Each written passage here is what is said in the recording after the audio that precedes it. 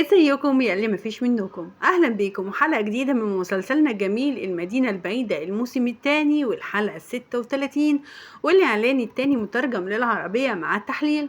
زي ما تعودنا قبل ما نبدأ في التحليل اعلاننا والمشاهد الخاصة بيه، ما تنسونيش لايك شير واشتراك في القناة. النهاردة جاية اقول لكم ان احنا معانا تساؤلات كتيرة لازم نرد عليها. اولها كده وباختصار، عفريت العلبة بوران لما يقوم من نومه ويصحى ويقوم على رجليه ويقف، هيكون رد فعله ايه لما يعرف ان جيهان وعالية بيحبوا بعض؟ تفتكروا جيهان وعالية هيتطلقوا ولا ايه اللي هيحصل معاهم؟ اختيار صعب كتير واقفين قدامه عالية وجيهان، لكن رد فعلهم كان غير متوقع بالمرة. صداقاتهم من الغولة وام 44 هتفشل محاولاتها ان هي تفرق جيهان عن عالية، لكن بتستخدم ورقة رابحة أخيرة علشان تفكر بوران بحقيقة مراته وابنه اللي نسيهم من زمان. في الوقت ده جيهان ما كانش بيعرف انه في مؤامرة ضده ما بين اجمل وما بين ديمير، وبيوقعوه علشان ينهوا عليه ويقضوا عليه. في الوقت اللي كانوا هما بيعملوا له حفرة، هو كمان كان بيحاول يعرف ايه المستخبي ويحاول ينقذ البلد من فخ المخدرات والبضائع القذرة اللي كانوا بيتاجروا بيها، لكن الثمن اللي هيدفعه جيهان كان غالي جدا. عالية هتتعرض للموت وتقف على حافة الموت، لكن في ايد خفية هتطلع تنقذها.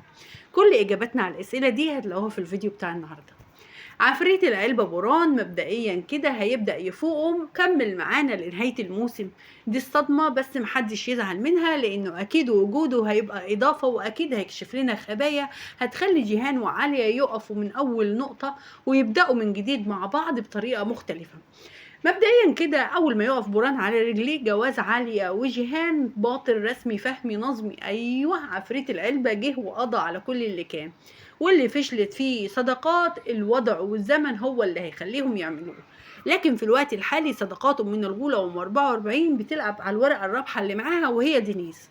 بتقرر تفكر بوران بتاريخه وتاريخ مراته معاه وحياته الأسرية اللي كان عايزها، من غير ما تراعي أي مشاعر لجيهان. عفريت العلبة حاليا لسه وجوده زي عدمه، بس أكيد وجوده هيبقى ليه منفعة بس فيما بعد. لحد دلوقتي جيهان وعالية بيتصرفوا كأنهم زوجين ومفيش حاجة بتفرقهم، رغم ان الاختيار اللي هيخشوا فيه صعب جدا، لكن لحد دلوقتي هم متمسكين ببعض. جيهان هيجيب باقة ورد وهنفرح كلنا انه جايبها لعالية، لكن طبعا ايه، احنا ما بنلحقش نفرح في حاجة مع الكدبة دي بصراحة. البوكيه الورد هيمسكه دينيز وهو اللي هيوديه لعالية ويقدمه لها، لكن الحب كان باين في عينين جيهان، لكن خضت عالية ما تتفوتش لما شافته مضروب في دراعه لما راح على موضوع طبعا ديمير وأجمل. ديمير وأجمل هيعملوا حاجة خطيرة جدا، هيعملوا انقلاب علشان طبعا يقضوا على جيهان، لكن اللي هتدفع ثمنه في الوقت ده هي عالية اللي بتكون في القصر هي وصداقات ومن الغولة وام 44 ومفيش حد تاني معاهم. لكن في ايد خفية هتنقذ عالية. الايد الخفية اللي هتنقذ عالية دي يا ترى هتكون مين؟ ايد شلبي ولا ايد صداقات ومن الغولة وام 44 ولا عفريت العلبة اللي هيطلع لنا من على سريره ويقول انا جيت انا جيت انا حامل حمى يا ناس؟ طبعا لحد دلوقتي احنا مش عارفين اي حاجة، لكن في الناحية التانية بتكون زيرين بتقاوم حبها لكايا اللي مش راضي ينتهي، وفعلا هيبقى في مقابلة ما بين كايا وما بين زيرين وبيحضنوا بعض. لكن اللي حصل شيء عجيب، البيبي في بطن زيرين هيبدأ يتحرك ويحس بيه كايا.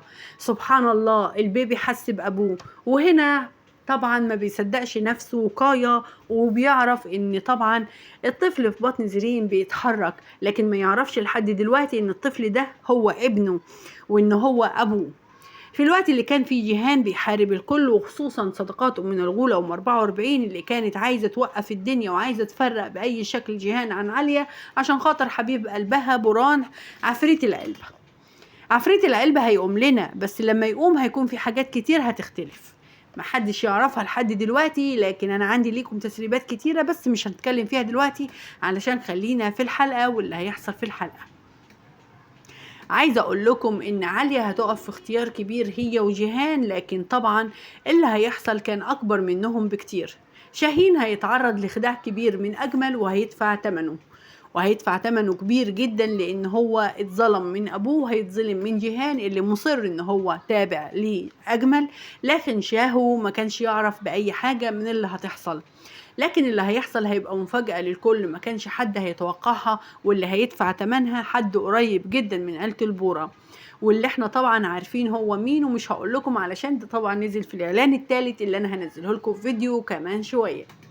لكن انا عايزاكم تفتكروا ان طبعا صداقات من الغولة ام 44 رغم ان هي شخصيه شريره، لكن هي هتمسك بايد دينيس علشان تاخده لبوران عفريت العلبه وتقول له يلا علشان بابا مستنيك وفي شخص مهم جدا بيحبك وعايز يشوفك. رغم كل محاولات جيهان وعاليه ان هم يمنعوها، لكن هي قررت ان دي الورقه الوحيده اللي في ايديها علشان تفرق ما بين جيهان وما بين عاليه، فهتقرر تعمل كده. لكن في اخر لحظه الحته الحنينه اللي جوه صداقات امنا الغوله هتطلع، هيصعب عليها بقى الولد، هتصعب عليها عاليه بعد ما هي عرضت نفسها للموت وكانت تموت في العمليه. هل ده كله هو اللي هيمنعها ان هي تنزل الولد لابوه وهتمنع نفسها في اخر لحظه، ولا ايه بالظبط اللي خلاها منعت نفسها ان هي تنزل دينيز لبوران عفريت العلبه؟ عفريت العلبة لحد دلوقتي زي ما قلت لكم وجوده زي عدمه، ما يهمناش في اي حاجة لحد ما يقف على رجليه، بس هيقف على رجليه وهيكمل معانا بقية المسلسل. شلبي اللي كل الناس بتسأل عنه، انا متأكدة ان شلبي الايام اللي جاية هيكون ليه دور فعال وهيكون شخصية قريبة جدا، واحتمال كبير يكون حد قريب جدا من موجودين في القصر وهم ما يعرفوش، وسره الوحيد اللي يعرفه هو بوران عفريت العلبة اللي هيطلع لنا فعلا زي عفريت العلبة ويقول انا جيت انا جيت انا جيت، واللي هيعمله هيخالف كل حاجة. جيهان حاول يقرب من عليا، لكن خضت عليا على جيهان بعد الإصابة في دراعه، واحنا شفنا الإصابة اللي كانت في دراعه من الكواليس وكمان من ملخص الحلقة اللي نزل. عايزة أقول لكم إن جيهان هيتصاب في المقاومة اللي كان بيعملها ضد أجمل وضد ديمير، لكن ديمير وأجمل بيحضروا الكارثة كبيرة جدا، واللي هيدفع تمنها شخصين من بيت البورة أو من عيلة البورة أو من عيلة جيهان أو من عيلة أعظم البورة. حد هيدفع التمن غالي جدا، 2 واحنا عارفينهم وهقول لكم عليهم في الفيديو اللي جاي لأن الأحداث مشوقة جدا. ده كان تحليل للملخص اللي نزل بتاع الحلقة 36، لكن في إعلان ثالث نزل هنزله لكم كمان شوية. تابعوني ودعموني بلايك شير واشتراك في القناة وفعلوا زر الجرس عشان يوصلكم كل جديد، وبحبكم في الله، ربنا يخليكم ليا وما يحرمني منكم أبدا. نشوفكم على خير، فيديو جديد، إعلان جديد، تحليل جديد، ويلا بينا.